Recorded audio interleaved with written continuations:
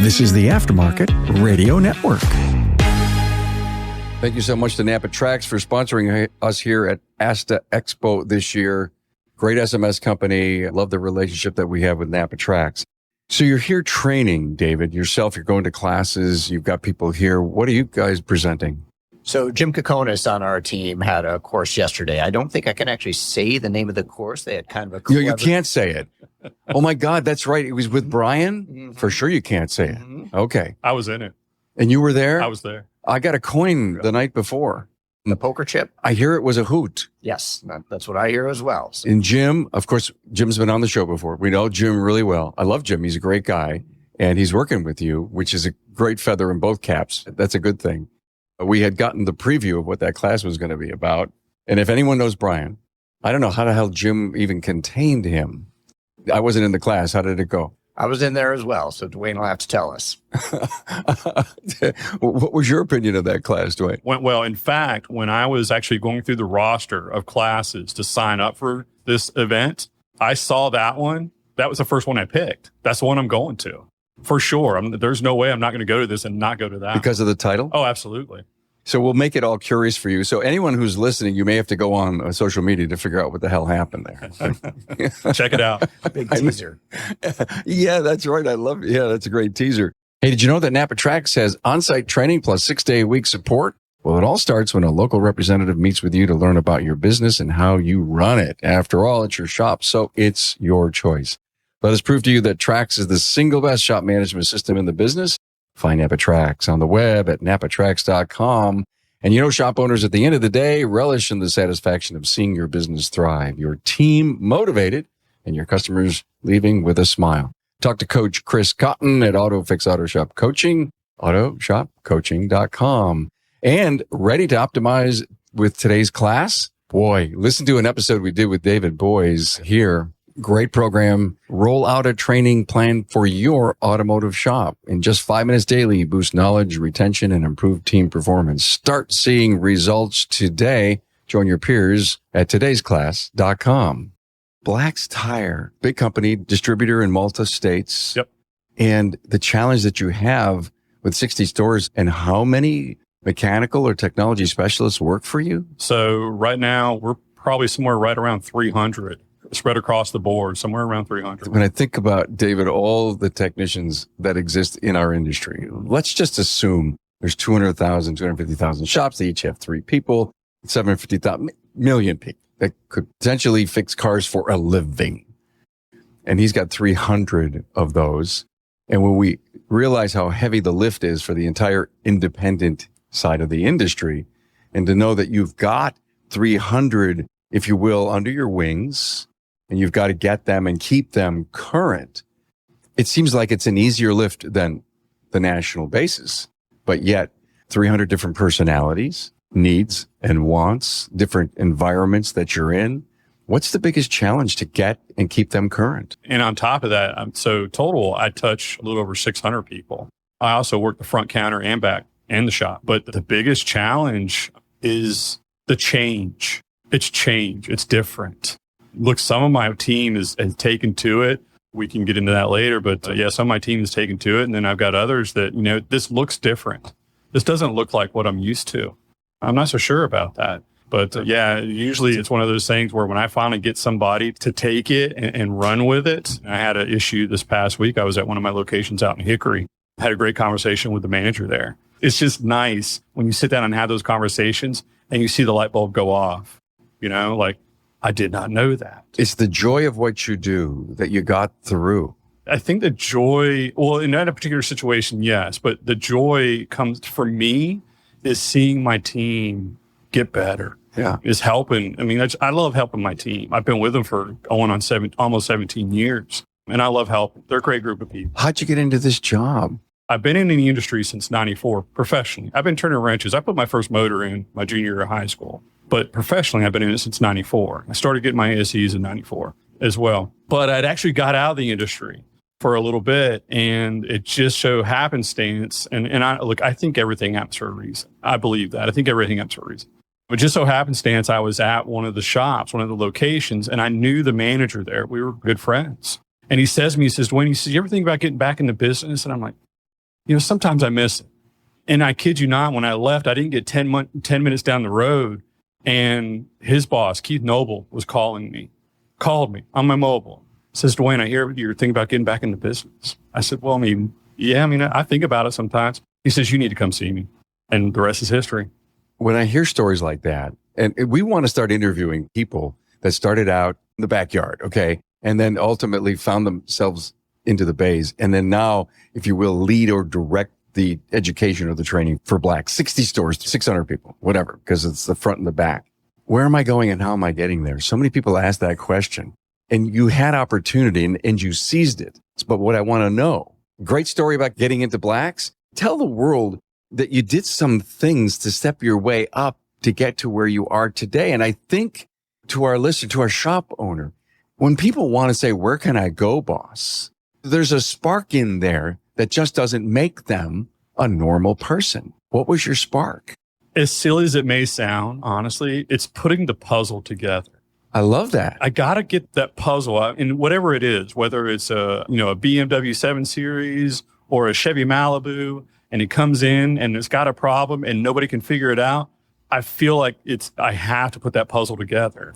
And the only way I can put that puzzle together is if I can get a picture from somebody else to say, Dwayne, this is what the puzzle looks like. So I chase after that knowledge. I can't help it. I'm a nerd, okay? In case you can't tell, I'm a nerd. So yeah, the information it's great. And the cool thing about it is that the way that everything has evolved, just this right here.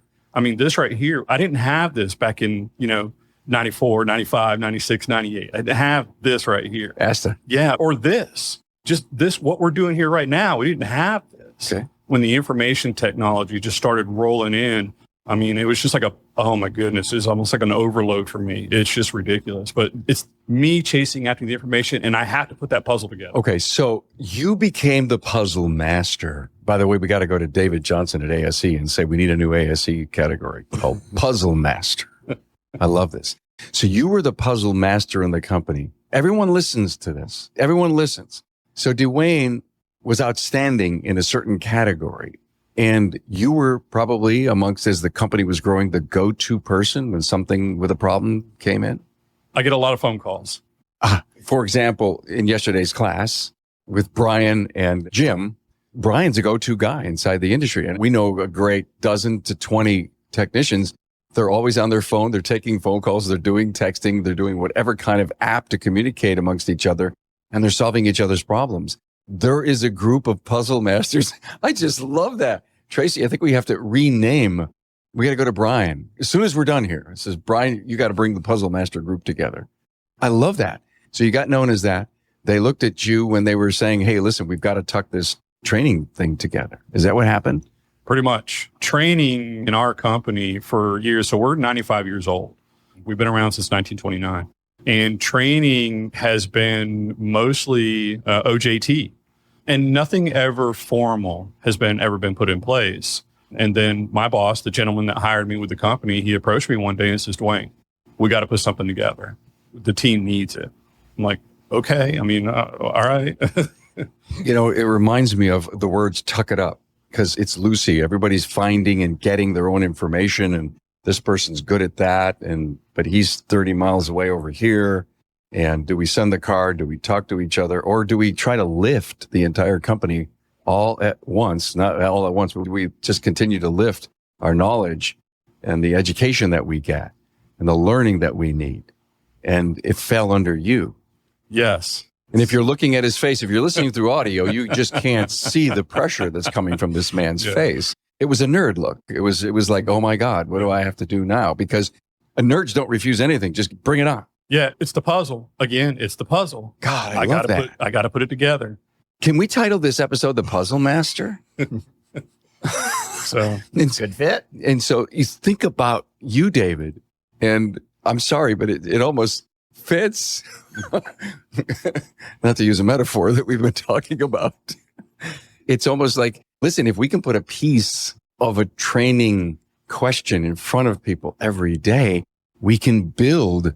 There's no size to the puzzle that you're working on in your company. Yeah, the way we often describe what we do is building blocks. Each little concept, each little scenario that we're pushing to people each day building blocks. It's a way to scale them over time.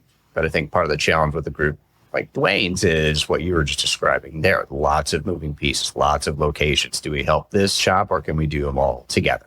It's one challenge to deal with one team and one location, but when you're juggling 60 and you have an issue and you need to drive consistency and efficiency across those groups, that's a challenge that typically requires technology to help you get there. Today's class is just an incredible tool for us. I'll never forget the episode we did at Vision last year. It was a blast. It was a hoot. Mm-hmm. It was a good time. Yeah. He brought in 3 of his clients. You probably know who these shop owners were. And they were one more aggressive than the next that says that, I'm sorry, I answer more questions than you. My shop, my company is doing more today's class than anyone else. And I love the competitive nature that some of these shops have used together under your platform to push and drive continuous education or putting more puzzle pieces together. I'm sorry. I just got to love that. That is so great.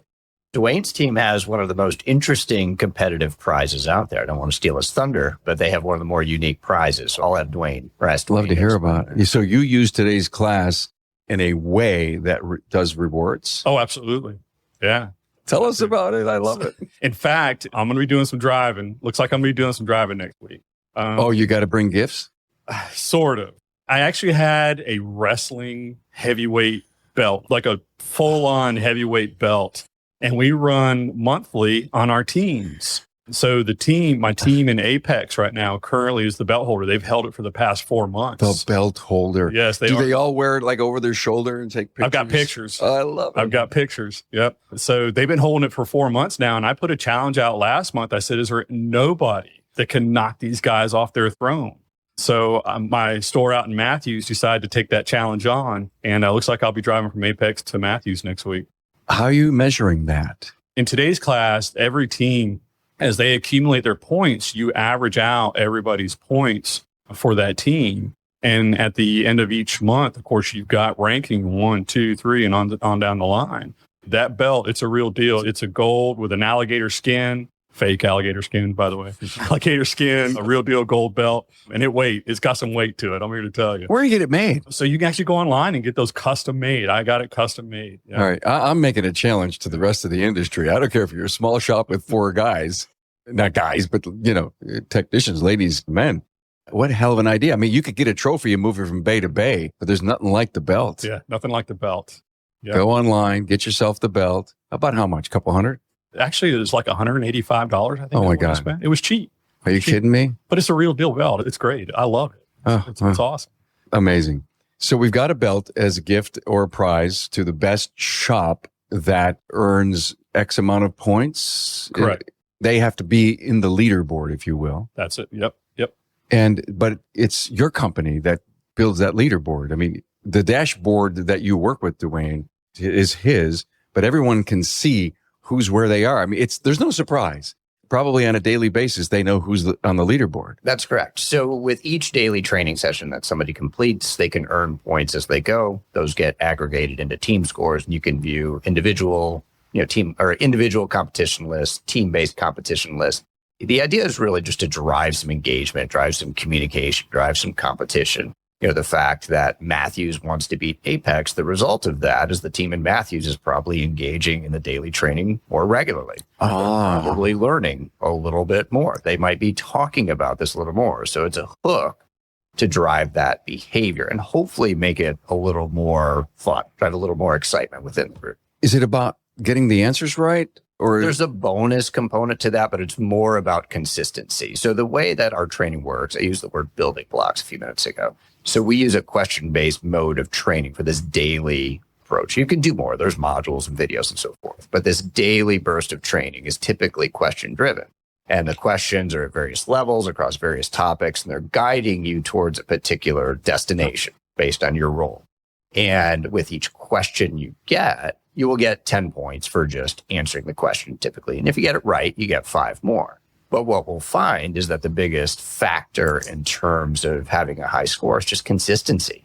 Doing it each day. Those that do it twice a week are certainly not going to earn as many points as the person that does it 5 days a week, for example. So orgs or teams that are very consistent with their training, holding people accountable, because let's say the 3 of us are on a team, and you're not doing your daily training, Dwayne and I might lean on you a bit to say, hey, you're dragging our team score down. So those are the types of discussions we like to see. And that's kind of how we can pull that together. When you look at the dashboard, and I have the luxury of seeing a demo, an online demo from David, can you look to see where the strength of your teams are in all the different areas of knowledge? You may have a team that needs to go a little bit heavier into some diag because they're not getting some of those higher tech questions right. Absolutely. It's all there. The data is all there. I can see everything. Can you make any adjustments, or are you out there being a cheerleader for people to do more heavier duty training in certain areas? So you can actually do both. I can lean on David's team to say, hey, look, can we push a little bit more of this to the team? And at the same time, I can reach out to that team and say, hey, look, I see that you're struggling here with this. What can I do, to help you? What would you like to do? What sort of education would you like to get to help you with this? Are you doing the education, or are you going to hire in? So typically, and it can go both ways. My issue is that being one person stretched across 60 locations, that can be an issue. But I do have a plethora of, being in this industry for 30 plus years, I got a plethora of outlets that I can reach out to and say, hey, look, my guys need some help with this. And we have our own training portal. I built a training portal for our team that, if somebody's got a problem with ignition, primary and secondary ignition systems, hey, go here and check this information out. There's great courses in there. They're short, and run it, and get back with me. Let me know, what you think of it. So you have a learning management system? So no, actually, I built a website, which is something else. If you told me 5 years ago, you're a geek. I am. I'm sorry. We called him a nerd before, but now I'm into the geek zone. I don't know. Sometimes I think I'm Forrest Gumping my way through this whole thing, honestly. And I built a website, never built a website before, and have no idea what I'm doing. And basically what I did was I aggregated all of our training outlets and just parked them in one place so my team has access to them. Training outlets, suppliers, independent trainers? Vendors, yeah, okay. I mean, for sure. I try to use every tool at my disposal. As a technician, the toolbox is your life. So, ever bring in a trainer, though, to do some live stuff? Absolutely, yeah. Let's face it, your shop management system is the single most important tool in your shop, period. NAPA Trax was built from the ground up to make your business more profitable and efficient. We provide an extensive set of tools to increase and track profitability in real time. NAPA Trax offers the industry's best post-sale support, hands down, and we train your people on site. Yep, on site. And we offer remote refresher training 10 times a week, and customer support is open 6 days a week. Give us a call, visit the website, or join our Facebook community today to learn more. We'll prove to you that Trax is the single best shop management system in the business. NAPA Trax is always customized and tailored for you, whether you're a one-man shop or a large multi-bay or multi-location company. After all, it's your shop, so it's your choice. Visit us on the web at NAPATRAX, that's NAPATRACS.com. In the world of auto repair, every shop has its unique rhythm and challenges. Now at AutoFix Auto Shop Coaching, they understand that one size does not fit all. That's why we offer personalized business coaching, tailoring our advice to meet your shop's specific needs. Transform your operations with strategies and tools to streamline your workflow, reduce waste, and skyrocket productivity. And when it comes to the numbers, we've got you covered. Our financial management guidance helps you master your finances from cash flow to profit margins, ensuring your revenue grows stronger every day. AutoFix Auto Shop Coaching, empowering your shop to achieve more. Ready to shift your gears toward success? Visit us at autoshopcoaching.com. Hey, Carm here, suggesting you discover a smarter way to train your entire automotive team. Experience powerful, bite-sized training sessions accessible from any device in just 5 minutes daily. It's perfect for technicians, advisors, and managers alike. Today's class prepares your shop for sustained success by reinforcing crucial knowledge. Plus, add a competitive edge with our leaderboard to make learning fun and rewarding for everyone. For effective training that delivers, turn to todaysclass.com. One of the things that I'm really concerned about of recent is just to hear the excuses that come from I can't go to training. We've been just having so many side talks here. And it doesn't matter where I go. It's like, how many do you think are just from the local 30-mile radius? And they say, not many. People are coming from Colorado. We've got friends from Buffalo that are here. Maine, they're from all over. They've realized the power of this conference, but where are the people locally? And it goes back to time with family, the complicated lives that we're leading, the time-bound stuff, the time wasting that we're using on our phone that we could maybe be possibly training. How do you fit it all in?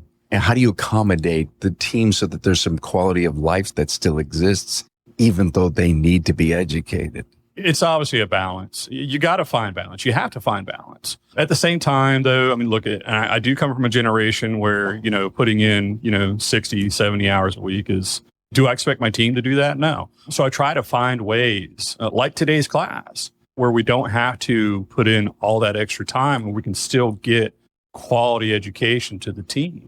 Like I said, sometimes we bring people in. I don't know if I'm allowed to do this or not, but so Schrader recently came in for us. Sure. And did some education for us and going around to our different locations and doing the classes and TPMS training. It was awesome. You're in the tire business, I would imagine. Oh, absolutely. It would be very valuable for that. Yeah. What's going on with TPMS, by the way? Oh, my goodness. So TPMS, and I got to be honest with you, TPMS for me has always been easy. I get a lot of those phone calls too. TPMS has always been easy, but the changes that I see coming, I'm excited about it. I'm really excited about it. Bluetoothing, radio frequencies, RFID, chipping in the tires. Yeah, I'm excited to see what's coming. Scary. Who would have thought? You just told us, he says, I'm from that generation that works those 60, 70 hours. And I said, oh, only 60, 70? I'm from that generation. Right? And then I looked and I said, oh, there's a little gray in your beard. So I got to figure that out. I was actually having that conversation with my wife this morning. I said, sometimes I wish I looked older, because, but. Oh, then you really are? Well then what are you, 40 or 49? Thank you, Carm. All right. I just threw you a bone. You're getting a hug after this. Okay. I just threw you a bone. No, I'm 54. 54. Wow. Okay. And that generation, that's not X, is it? That's Gen X. Gen X still works 60, 70? Really? Okay. I'm a boomer. I love you guys, man. All right. Love you guys. We set the stage. Yeah. You rooted for what? Why? Millennials? Oh, you rooted for millennials? I think. Yeah. All right. Ask my daughter. She'll tell you. Why today's class? To help you get this done. Again, I think everything happens for a reason. So at the time, my wife was working on an app called Babbel. It's Microlearning. Okay. And when I started this endeavor in the training aspect of our team, I was like, Microlearning. That's what I need for my team. This would be ideal. It takes zero production from my team. I looked high and low. I kind of fussed at Dave for this a little bit. We got to get us some better PR people. It just so happenstance I was in a meeting with a group of folks from AutoZone. And I don't know if you know Jim Gray. Jim Gray says, Dwayne, I got somebody you need to talk to. I'm like, oh, do you now? And he's like, yeah, you need to talk to David Boyes. I'm like, okay. I've been in love with him ever since. And the rest is history. Yeah. The gaps in training, David, that shop owners discover, is that one of the best tools that they see on their dashboard in their back here? And so when they see a conference or an opportunity or a webinar come up, they can literally, instead of going managed by walking around, which is a big thing of me today, getting out, learning, listening to your people. How do you really do any kind of valued assessment of their learning curve without today's class? I just can't figure out how someone wouldn't have that just to find out where training for their company, for that individual needs to go. Yeah, I think one of the challenges that we hear weekly from shop owners that we talk to are they recognize that their team needs more training, but they don't know where. So if they're going to come attend an event like this, we talk to a lot of shop owners that say, I'm comfortable sending them, I'm comfortable making the spend, but I'd be more comfortable if I knew where they needed help. If we can get them to a point where you can, understand where somebody's gaps are, that gives them a higher degree of confidence that they are making a wise investment. Because it's very frustrating for them to go spend $300,000, $500,000 on sending somebody to a training event and having them come back and say that was too basic. Or that Did you say $100,000? $1,000. Okay. Not $100,000. That'd be quite I wasn't quite sure what I heard there, but yeah, please don't scare people off because the conference industry will close up. But we were talking about that yesterday, about the spend on what it takes. I facilitated a class yesterday and we were talking about investments in training. The absolute beauty. We hear it all the time. I closed the shop and brought all my people here. And there were people on the other side of the room that looked at them like, you're nuts. You're crazy. How could you do that? And it allowed me as facilitator to say, yes, how do you do that? Mm-hmm. I know the answer to it. I know the answer. Every answer I get We told our clients that we were going away for education or training. We didn't book any time that day. It wasn't like we needed to close and all of a sudden customers were pissed. We told them. I told the story about, that your doctor has to go for training, but you never know when he goes because they just don't book anybody that day. I can't afford the revenue loss. And I look at the people who close up and go, and I said, tell me what happens. He says, oh, it's amazing how much we make it up. It just comes back. Everybody's excited. We've learned things over time. We become more efficient. We're a closer team. Some of that stuff you can't put a value on. Yeah, there's a lot of soft benefits like that are very tough to find the ROI on. But one thing that we also hear similar to this is just the trade-off that shop owners make. It's great that they're doing it. But the challenge that they sometimes have is they can't do that monthly, more than likely, or quarterly might be a stretch. So the idea is that if you are limiting your training to just that one session, it might be very powerful, but we would argue that having another solution to allow people to grow, that's not going to put you in that position where you have to make that trade-off each time. You tend to need multiple paths to get there. I've heard people go out and say, I took half the group to Apex or half the group to Vision, and the other half came here, and we do it twice a year. We pick and choose who comes and goes. What I hear people talk about when they come to conferences, I ask owners, who picks the classes? And I've heard multiple different, I let my people pick.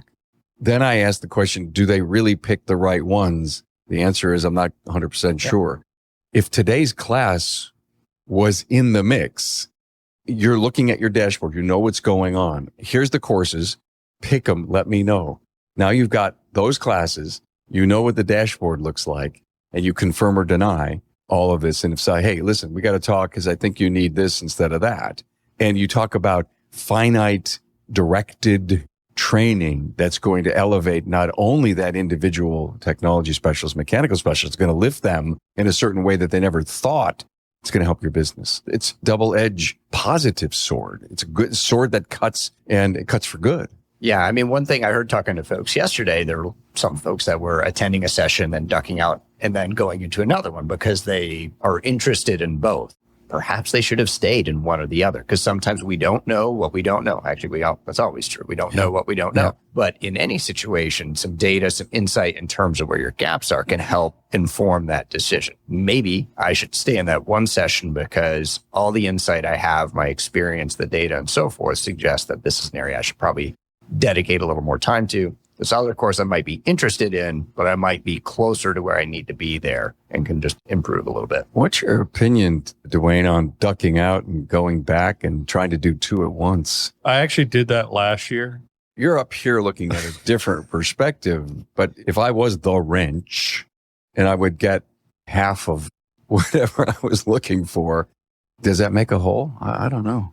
I think you lose context when you do that. So if you duck out, and here's the thing, if you're in that kind of session, typically you're good educators, those folks that take the time out to create that content. It's a lead up to the end, to bring everything together, everything we just talked about, to bring everything together there at the end. So if you duck out midway through, you're going to miss that point. And then if you go into another session, you've missed the lead up. You got the point at the end, but you missed all the context to the lead up. Good or bad, I don't know, indifferent. Yeah, I have done it. All right. So you introduced today's class to your team. What did it take for it to become constitution or part of the culture? That's still a work in progress. How long has it been? So the whole team since January. Our team is, and again, look, I've got, 640, I think my last count today was 643 people. So yeah, there are some of them that are, just looks different to me, Dwayne. I don't know this. And then, the other conversation that I had at my gentleman at Hickory location, sometimes when I have those conversations and say, hey, look, and I use all kinds of different analogies for them. And, and I asked him, I said, hey, Chris, I said, you take medicine for anything? He says, well, yeah, Dwayne, sometimes, I said, well, it only works when you take it, right? It's a good analogy. Yeah. And that's when you see the light bulb go off. Yeah. I'm sitting here a little dumbfounded that it's taking a while to have the full acceptability of today's class inside the company. But your culture is, you don't rule with an iron fist. No. And you want people to get on board, can you expect that the people that are loving this, that are getting on board, that are wearing the belt, that see the positivity, you're expecting them to help the others over the hill? And they do. And they do. Yep. Is there going to be a point in time in the rollout? I just noticed your pocket protector, Dwayne. I'm sorry. Do we have a good shot of that? No, we don't. And the camera. We have to talk about every writing device I've ever seen in the entire world in that pocket protector there. And that must be part of your costume, maybe? I just went left. No, it's good. And actually, this is part of our culture. If you go into a shop and you don't have some of the basic implements, like a tire gauge tool or a air gauge tool, or even just a small flashlight, and at the end of the day, look, be the example.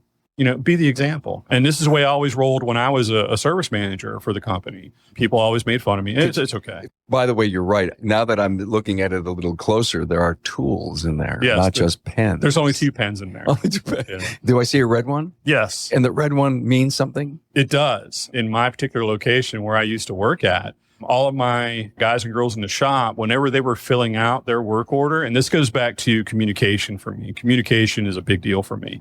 They use red pens to write everything down.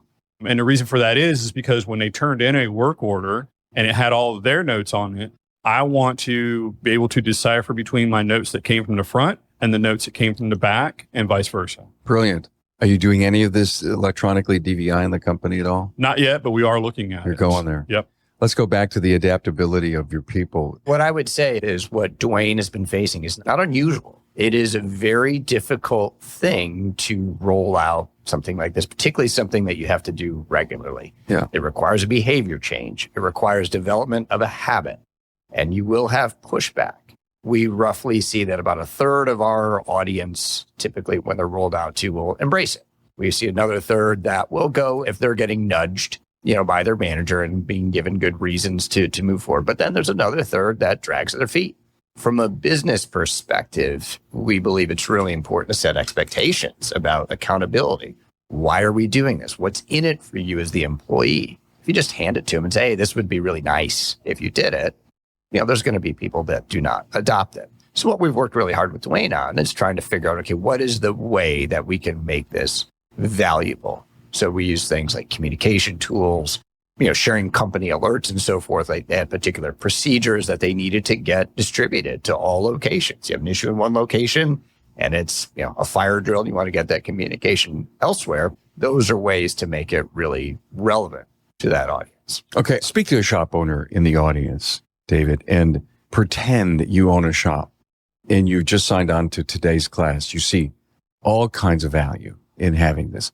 How are you going to announce it and bring it into the culture of your business? The best practice that we have is to use it more from an accountability and development perspective. So for example, if you do monthly or weekly one-on-ones with your staff, understand where they are looking to go. And you can describe this as, this is something that's going to help you get there. I can help you track. I can help push you in the right direction. We can use this data to guide you towards another training course. Some groups will use the engagement stats and the knowledge improvement stats to promote somebody. We've got some groups that will use it to guide their team towards certifications. So it becomes just a very base level component for an employee to demonstrate engagement and their willingness to develop and move forward from there. Folks that won't play ball, that aren't interested in learning, won't take 3 to 5 minutes. There's some underlying takeaways that you can have from that. So you're not interested in developing. Yeah. You're not interested in getting better. You think you know things already. Not that means that this person wouldn't be a good employee, but it does drive some additional questions, particularly if the rest of the team is on board and moving forward. You're being so nice and kind. I'm trying. Oh my God. I'm just listening to this and saying, damn it. Get off your hamster wheel and get on board, right? Yeah. We have that though. The way that we have shifted to deploying independent shops is now we do a 90-day test phase, essentially, which enables shop owners to determine if this is a good fit for them. And one of the big questions there is, how does their team embrace it? Does the manager have to nag people to do this each day? Or are they able to just say, hey, this is the way it's going to go? Or do they build incentives around it? But the most common issue that we have why shops wouldn't want to continue is their team doesn't want to do it. They're not interested in participating in that for 3 to 5 minutes a day. And for them, that eliminates the value prop. If my culture was that of service and value to our customers' vehicle, make it safe and reliable with a trusted, ethical, respected relationship, whatever those great power value words are, we're bringing on today's class because we want to be the absolute cutting edge best at everything that's technical on that vehicle. And we can come in every day and we can work our butts off. We can go home, have dinner, go out, golf, bowl, be with the wife, be with the spouse, do all of that stuff and come back tomorrow and do the same thing. Mm-hmm. Or we can try to lift ourselves up by learning something new or confirm what we do or we don't know every day so that when people come here, not only are they saying, it's a great place, love these people, they're a lot of fun, but man, they get it right all the time. And I don't think you can get it right all the time without furthering your education, learning something new every day. Am I smoking bad stuff here? What? No, not at all. And look, at the end of the day, 1 foot forward. If we can get 1 foot forward today, that's awesome. I love that. That's all it takes. You know, if I can get 1 foot forward today and one tomorrow and one the next day, where am I at the end of the week? Where am I at the end of the year? I mean, it's huge. Now think about the individual who wants to get ahead, who wants to be the best. He wants this tool. There's an internal thing that says, I got it right today. And wow, I thought I knew it, but I wasn't sure. And I got it right. And now it's inside. It's constitution. I own it. We have plenty of those users where we can see that not only do they do what we would describe as daily training, but they go out and pursue more. They can see their score. They can say, for example, in our EVAP topic, well, I'm at 85%, but I want to be 100. So they will go through and work through it and boost up their score. There's definitely a number of users in the platform like that will drive forward to try and get there. And how will people be able to boost their score? They just continue going through the training. They have to do extra cycles to work through. It takes a little while to get your averages up. The way that the measurements work in the platform, it's not like a test where if you take it one time and you get an 85, that's where you are. We're going to have aggregate scores based on your performance across that topic that you've done, in the past. So it takes a little work to boost it up. Do you still believe in conferences like this? We do. But again, from a learning perspective, I think there are some challenges in terms of how each person can absorb, how much volume of information they can absorb, how well they will retain it. So I would say that there's a balance. I mean, if you take notes, if you try to record a session, whatever it is, to refer back to it, because it is very difficult to retain, large bursts of information over time. So I think the combination of aiming at the right topic, aiming at something that's relevant, that's just going to increase your ability to take away and retain that over time. If I went to a class here, I enjoyed it. I loved it. I learned a few things. Could I go back to work that is using today's class, press a button and say, challenge me on this topic that I just learned? Yeah. I mean, assuming we have the topic, but yeah. So the word that I would use is reinforcement. Okay. The word that you would want to, or the practice you would want to do is over time, continue to build that because it's not going to stick forever unless you're using those skills day by day. Well, yeah, it would be very easy to go in there and essentially dig a little deeper. I enjoyed this episode. Anything final, Dwayne, that you'd love to say? The team over at today's class, they're phenomenal. They have more than exceeded my expectations of this. Going into it, and just to go on what Dave was saying, I mean, there's been times where I've called Dave and say, hey, Dave, can you flip this switch? Yeah, not a problem, Dwayne. Not a problem. Okay. You just don't expect What kind that. of switch are you asking for? Well, like the training, if I want something in particular. Okay. If I'm looking for something in particular, hey, look, I did an ignition class or a front end class or something like that. Or, I've got a guy that's preparing for ASEs. Hey, Dave, can we flip a switch on this particular person? Not a problem, Dwayne. Okay. And so that's nothing you could do. You've got to reach out to Dave and his team to do that? Yes. So there are you can't let somebody like me get into the back end of it. You're very smart, David, because he would geek you to death. And all of a sudden there'd be red lights going off at the headquarters of today's class saying, Dwayne is at it again. He gives me minimal access. It's a balancing act because the way that we view it is that somebody like Dwayne or even, let's say, a shop manager, they may not have the interest, the time, the know-how to administer a full system. So we try to find this balancing act. Okay, here are the switches that you can flip we try to give you as much control as we can, but Got there's it. some things that we'll have to take Some on. things you have to go back to you or the team. Well, I love this. Puzzle master, Dewain DeGarmo is here. Geek and nerd. Everything. You got every title I know, but I think you're the geek and the nerd, David. Perhaps I need the pocket protector though. So I know you do. I've got a spare. And David Boyce from today's class, of course, a sponsor of the Town Hall Academy. Thank you for your support. And thank you to NAPA Trucks for having us here. We're at the ASTA Expo.com this year, and we're having a great time. So thanks for being here, guys. thank you, Carm. Thanks for being on board to listen and learn from the premier automotive aftermarket podcast. Until next time.